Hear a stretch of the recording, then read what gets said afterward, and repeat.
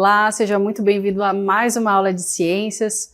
Eu sou a professora Andressa Primavera e nesse momento vamos ver o objeto de conhecimento da nossa aula. Na nossa aula de número 14, objeto de conhecimento, diversidade do reino animal. E no detalhamento, reino animal, classificação taxonômica, características gerais e reprodução. Então vamos à nossa aula.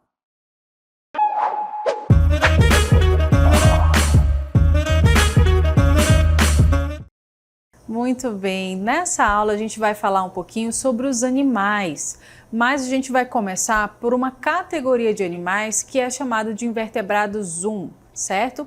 E o que são invertebrados, gente? São aqueles animais que não têm um esqueleto ósseo, né? Que não tem uma estrutura óssea dentro de si.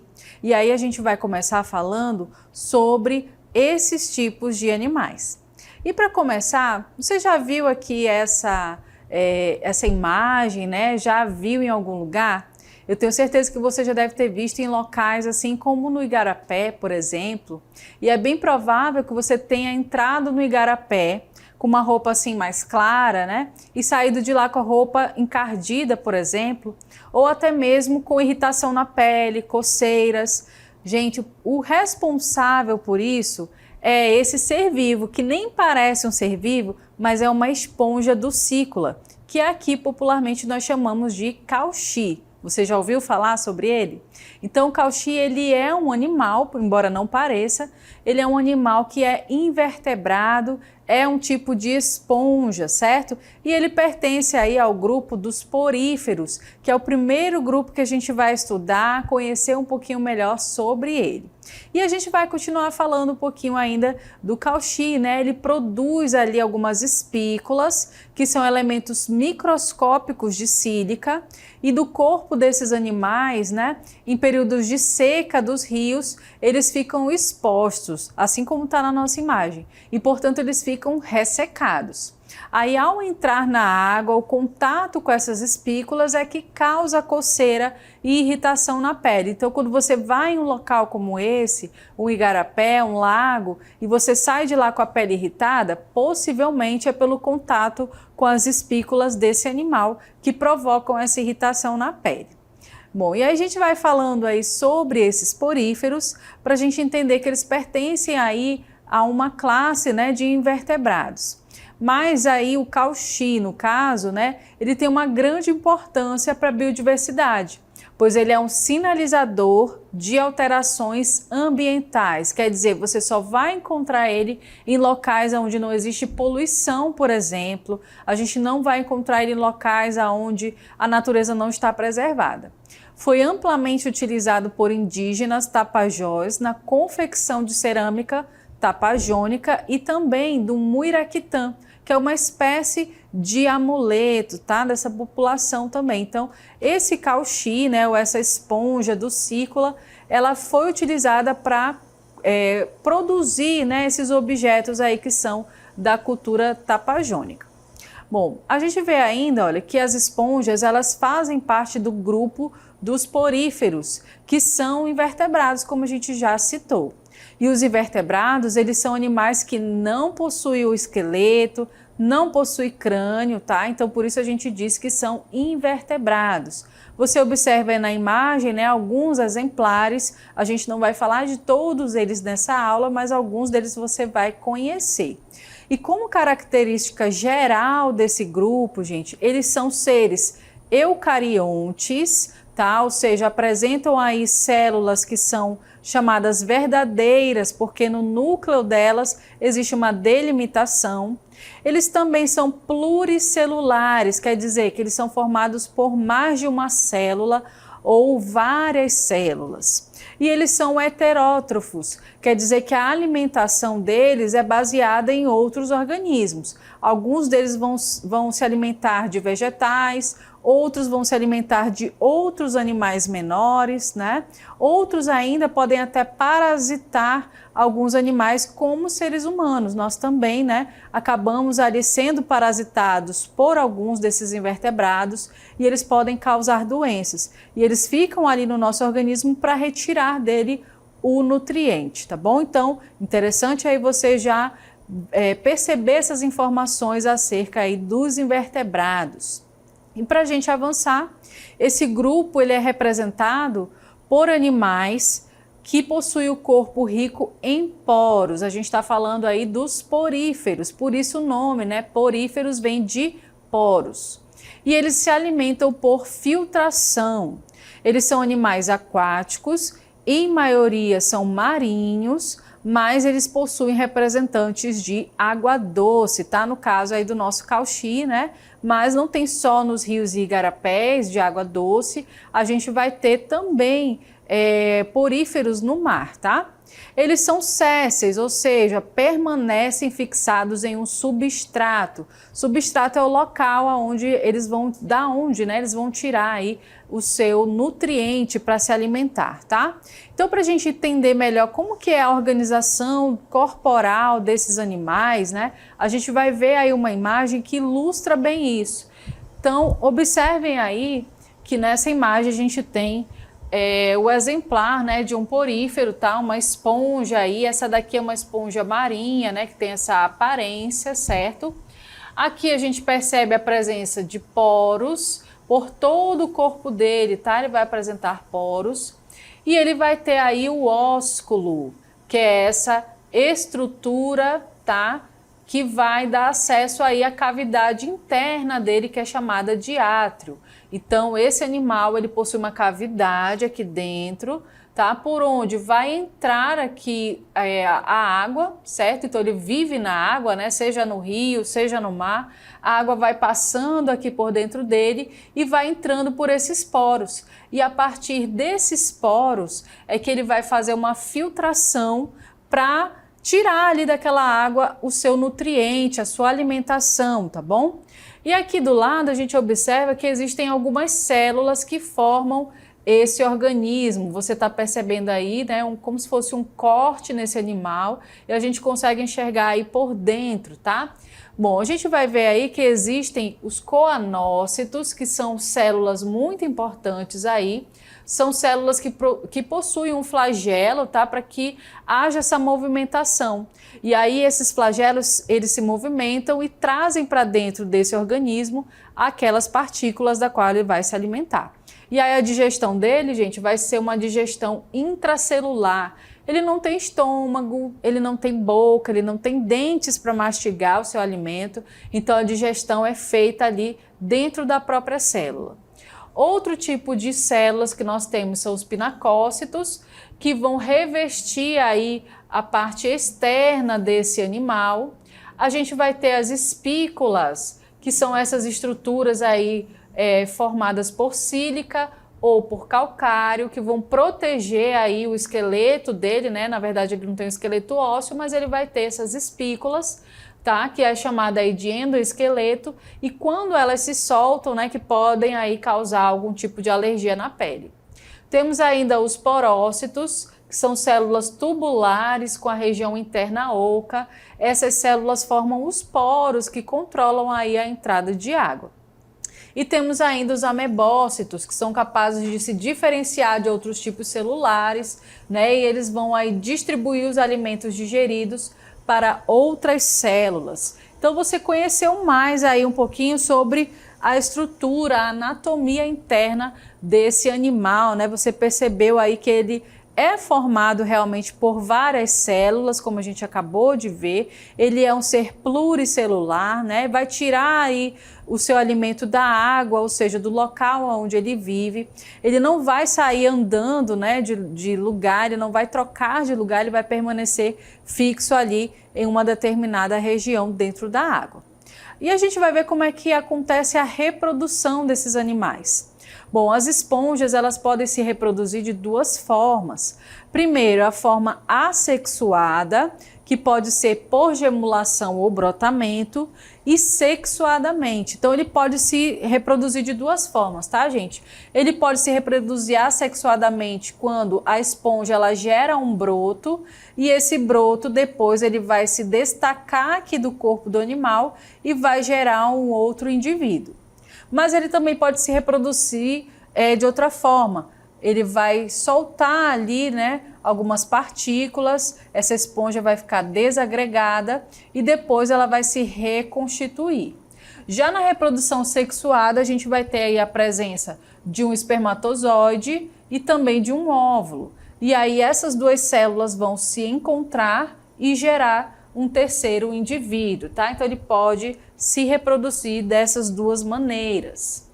Bom, a gente viu aí sobre os poríferos, né, que são animais muito simples, a uma primeira vista nem parecem animais, né, mas eles são classificados como animais. A gente vai ver outro grupo de animais que talvez você reconheça melhor, são os quinidários.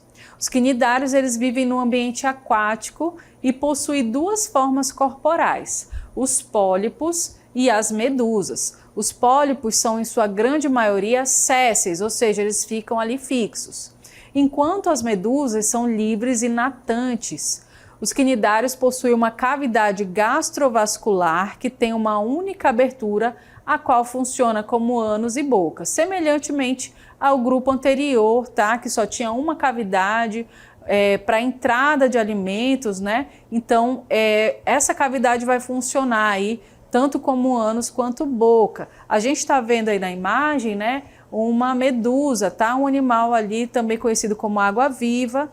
E também na outra imagem a gente está vendo ali os pólipos, tá? Que a gente vai conhecer, né, que eles fazem ali uma associação com os peixes, então eles também têm uma relação ali com outros animais. Bom, os quinidários, eles são eumatozoários, ou seja, são os primeiros animais na escala evolutiva a apresentar tecidos verdadeiros. O seu sistema digestivo é incompleto e apresenta digestão extra e intracelular, então ele pode digerir fora da célula ou dentro da célula. Quanto ao sistema nervoso, é difuso, com neurônios espalhados pelo corpo. E algo curioso sobre esses animais, né, principalmente as medusas, elas comumente acontece de pessoas que, ao entrar em uma praia, né, em regiões que tem mar, podem sofrer acidente com esses animais. Olham ali, acham tão bonito, né, aquela água viva, querem tocar, querem se aproximar e quando se aproximam, esse animal, ele causa um ferimento, uma queimadura, né, na pele da pessoa que teve contato. Então, se você chegar aí a um local como esse, visualizar esse animal, não se aproxime porque você pode ter queimaduras graves na sua pele. E por que que isso acontece? Primeiro porque os tentáculos desse animal são utilizados para capturar as suas presas, né, para ele poder se alimentar. E isso é uma defesa dele, né? Ele não sabe ali que a gente não quer fazer nenhum mal, né? Então é apenas uma reação desse animal diante de um risco, né, iminente. E por que que acontece isso, gente? A gente vai ver que no corpo dele existem ali algumas células que são especializadas em liberar uma toxina. A gente vai ver aí, olha, que são células, tá? Conhecidas como quinidoblastos. Estes animais possuem células de defesa, denominadas quinidoblastos, que emitem uma substância urticante. Você percebe aí, olha, que nessa célula, na primeira imagem, ele está guardadinho lá, né, aquele flagelo dentro da célula, mas quando ele é tocado, quando ele se sente ali ameaçado, ou quando ele vai capturar a sua presa, ele lança ali, né, um filamento urticante, tá, que vai causar essa queimadura.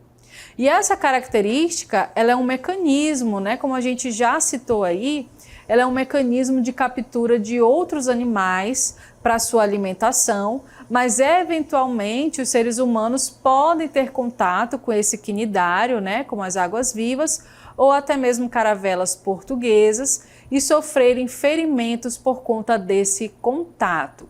E nesse grupo, gente, eles estão classificados em 3 grupos, tá? Então, os quinidários são divididos em 3 grupos. A gente tem o grupo dos cifozoários, dos hidrozoários e também dos antozoários. Então, vamos conhecer aí cada um dos representantes de cada um desses grupos. O grupo dos cifozoários, você observa aí que as águas-vivas ou medusas, né, são aí os representantes desse grupo, tá? E qual é a característica principal deles? Eles vão apresentar uma fase medusoide, ou seja, que tem esses tentáculos, né? Predominante em relação à fase polipóide, que é quando ele fica fixo em um determinado local. A gente tem ainda o grupo dos hidrozoários. Eles apresentam uma fase polipóide predominante em relação à fase medusoide, então já é o contrário, né? Eles permanecem mais tempo como pólipos, ficam ali paradinhos e em algum momento, né, eles podem apresentar a forma medusoide e permanecerem livres. E a gente tem ainda a presença dos antozoários, tá? A gente tem aí a presença dos pólipos, que são aí as anêmonas. Essa estrutura aí que você percebe que os peixes estão, né, próximos a eles, os peixes palhaço, eles usam essas anêmonas para se proteger, porque ela também vai emitir ali algumas toxinas que para outros animais pode ferir, mas esse peixe ele tem uma proteção contra elas, então ele consegue sobreviver ali no meio delas. Então a presença desses pólipos que a gente conhece aí como anêmonas. Bom, a gente percebe ainda, tá, que esse grupo de animais, eles têm reprodução. E como é que funciona a reprodução deles? A reprodução dos cnidários pode se dar de forma assexuada e sexuada, embora na maioria das espécies de cifozoários e hidrozoários ocorra a metagênese, ou seja, um ciclo de vida que alterna entre uma fase assexuada, em que os pólipos originam medusas, e as medusas, por sua vez, de forma sexuada, originam os pólipos. Então você vai perceber aí através de um esquema, né, para ilustrar tudo isso. Então você observa aí, olha, que as medusas, as águas-vivas, elas vão gerar ali a célula dela de reprodução, tá? Como se fosse uma larva, né? Essa célula reprodutiva vai se fixar em um substrato e vai formar o pólipo, que é esse que está paradinho ali com tentáculos, né? Essa forma, gente, ela pode ali ficar por um tempo, né? Mas como a gente viu, eles vão alternando essa forma de reprodução e esse pólipo ele vai gerar uma medusa, ele vai gerar uma nova água-viva e essa água-viva pode posteriormente gerar um novo pólipo, um novo organismo que fica paradinho. Então perceba aí mais uma vez nesse ciclo, né, que ele libera essa célula, vai se tornar um pólipo e esse pólipo na outra geração vai gerar medusas, ok? Então é assim que eles se reproduzem. A gente vai falar um pouquinho mais sobre outros grupos de invertebrados. A gente vai falar agora sobre os platelmintos. Os platelmintos, eles são vermes achatados, sendo representados por animais de vida livre ou parasitas. Você observa aí na imagem 3 representantes deles, tá? A gente vai conhecer quais deles causam doenças e quais deles, né, são ali inofensivos. Aonde a gente pode encontrar esse tipo de organismo? Eles vão ocupar aí diferentes ambientes, tá? Pode ser aí aquático ou terrestre. O seu sistema digestório é incompleto, com digestão intra e extracelular, e as trocas gasosas ocorrem por difusão diretamente pela superfície corporal. O seu sistema nervoso apresenta gânglios nervosos e a sua excreção se dá através das células flama. Então a gente já percebe aí uma diferença nesse grupo, enquanto o grupo dos poríferos e dos quinidários era um grupo que só estava na água, né, vivia em um ambiente aquático. Esse tipo aí de animais, ou esse grupo de animais, eles já conquistam o ambiente terrestre e alguns deles, inclusive, né, podem ser aí parasitas, tá? Então vamos aí acompanhar. Bom, os platelmintos, eles estão divididos em 3 grupos, os tubelários, trematódios e cestódios. Então a gente tem 3 grupos aí de classificação desses animais. Começando aí pelos tubelários, existem representantes marinhos, de água doce e até de solo úmido, e o mais conhecido é a planária, porque é um pequeno verme achatado de vida livre que habita geralmente em rios ou lagos, vivendo em folhas ou troncos submersos. Ele se alimenta através de uma faringe contrátil que suga restos de matéria orgânica morta presente na água. Então, esse animal, gente, ele é inofensivo, tá? Ele é muito pequenininho, a gente não consegue quase perceber ele no ambiente, mas ele está ali presente. E algo muito interessante sobre eles é que se você cortar ao meio uma planária, as duas metades elas se regeneram e formam 2 novos organismos, tá? Então é algo muito interessante aí da natureza, né, que esse animal ele tem essa capacidade. Bom, a gente vai falar ainda dos trematódeos. Os representantes dessa classe são parasitas, como o esquistossomo, tá? Também aí o nome científico, olha, Esquistossoma mansoni. Você observa aí nessa primeira imagem, né, que nós temos os indivíduos, tá? Que provocam aí, né, é o chamado Esquistossoma mansoni, tá? É esse organismo, ele é microscópico, a gente não vai visualizar ele a olho nu, né? Essa é uma imagem microscópica. E a doença que ele causa, tá? Nas pessoas. Então você já deve ter visto aí crianças ou até mesmo adultos com essa dilatação do abdômen, né? Que é conhecida popularmente como barriga d'água. O que acontece? A pessoa, ao ter contato com esse organismo, ela vai desenvolver, né, essa doença. E como que a gente pode saber, né, até mesmo evitar ser contaminado por esse verme, tá? Aí do grupo dos plateumintos. A gente vai ver aqui, através, né, desse esquema, o ciclo de vida dele. Então, primeiro, gente, o ciclo de vida dele é quando um ser humano, né, contaminado, ele já tem ali no seu organismo a presença desse plateuminto, ele vai despejar, né, suas fezes ali no ambiente aquático, na beira do rio, do igarapé. E aí o que vai acontecer?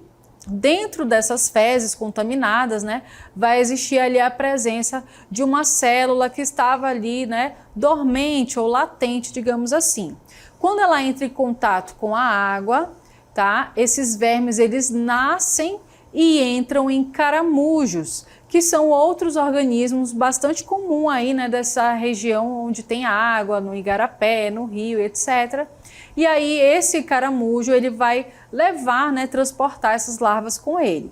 Essas larvas saem dos caramujos e vão para outro lugar onde uma pessoa pode ter contato. Então, por exemplo, as larvas saem do caramujo e entram, né, através da pele da pessoa. Então, esse cenário que a gente está vendo aí, né, pode ser bastante comum em algumas regiões onde as pessoas, né, não têm acesso a saneamento básico, elas precisam realmente fazer as suas necessidades em locais abertos, né?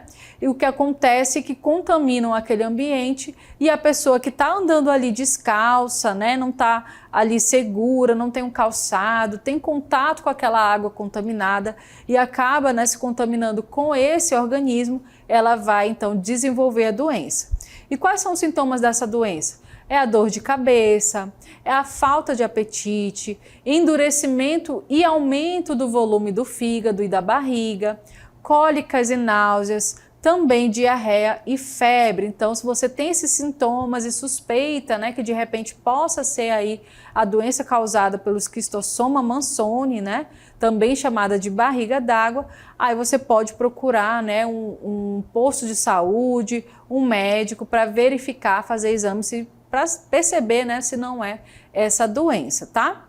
Bom, a gente tem outro grupo aí dentro dos plateumintos, que é o grupo dos cestódios. Os representantes dessa classe são parasitas, dentre as quais as tênias, também conhecidas como solitárias. Elas têm no homem o seu hospedeiro definitivo, podendo apresentar outros hospedeiros intermediários conforme a espécie. Então você já deve ter ouvido falar, fulano tem uma solitária. O que seria essa solitária? Seria esse plateuminto que também é chamado de tênia, tá bom? Ele pode ficar ali dentro do organismo de uma pessoa, no intestino dessa pessoa, e é ali que ele vai fechar o ciclo de vida dele, sendo o homem hospedeiro, né, definitivo. Bom, gente, esses organismos eles podem gerar cistos dentro do nosso corpo e esses cistos podem viajar até outros órgãos, como você observa aí na imagem, no cérebro, tá? Então causa ali uma doença muito grave, né, que precisa ser tratada. Quais são esses organismos, né? A gente tem aí a Taenia solium, que tem o porco como hospedeiro intermediário, e tem também a Taenia saginata, que tem o boi como hospedeiro intermediário. Então a doença que eles podem causar é a cisticercose, mas você está vendo aí no nome científico, né? Taenia solium é aquela que vai ter como hospedeiro o porco e a Taenia saginata que vai ter como hospedeiro o boi. Então, a gente precisa aí diferenciar esses dois tipos de tênia, tá? E como que vai acontecer a contaminação por esses organismos, né? Por esses parasitas? Primeiro, a pessoa precisa se alimentar de uma comida contaminada, tá? Então a pessoa vai se alimentar ali de uma carne de boi ou uma carne de porco mal passada, que não foi bem cozida, tá?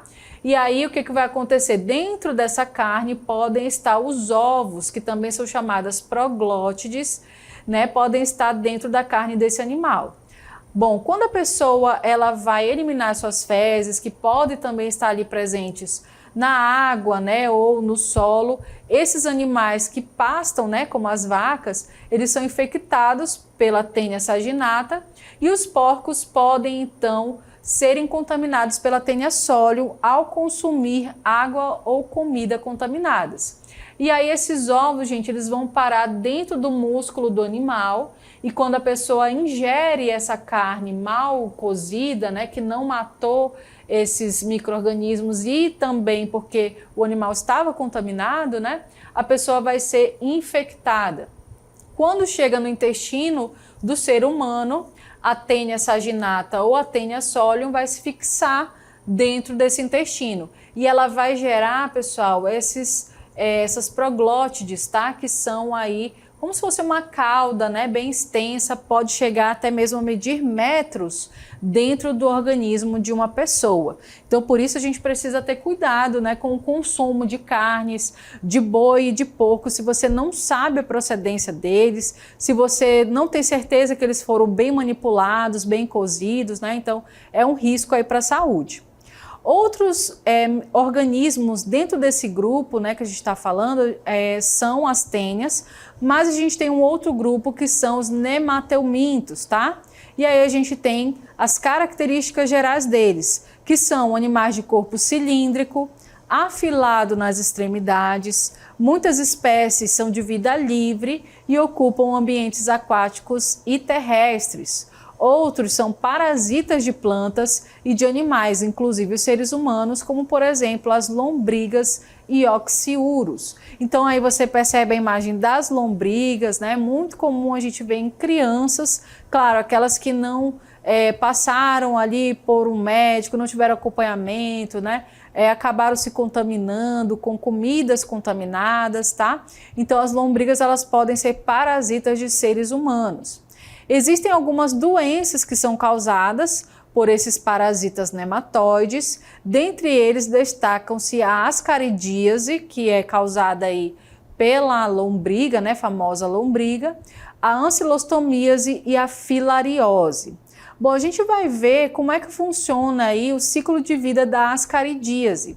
Observem aí que também, né, é necessário que o homem, o ser humano, tenha contato com um alimento contaminado, que pode, né, ter sido contaminado durante a manipulação, de repente comeu ali um sanduíche no local que você não sabia a procedência, né? A pessoa não lavou direito as mãos ao tocar ali nas saladas, nas comidas cruas, e aí esse alimento foi contaminado. Bom, depois disso, esse ovo fertilizado vai passar por alguns estágios até se tornar infeccioso e ser ingerido por uma pessoa, tá? Dentro do organismo, as lombrigas, né, ou como se diz aí, as ascaridíase, ela vai se desenvolver aqui dentro de um ciclo no intestino humano, tá? E aí lá dentro ela vai se reproduzir, né? Pode gerar muitos organismos, muitos indivíduos deles, né? Existem relatos aí de pessoas que infelizmente, né, até expelem as lombrigas, né, por assim dizer, por partes do corpo, né? Então é importante quando tiver essa suspeita, né, de que possa estar com essa doença, infectado ali por esse animal, né, que você procure aí uma ajuda médica para ter o tratamento correto, assim como das outras doenças que a gente acabou de apresentar aqui. Eu espero que você tenha compreendido e a gente fica por aqui.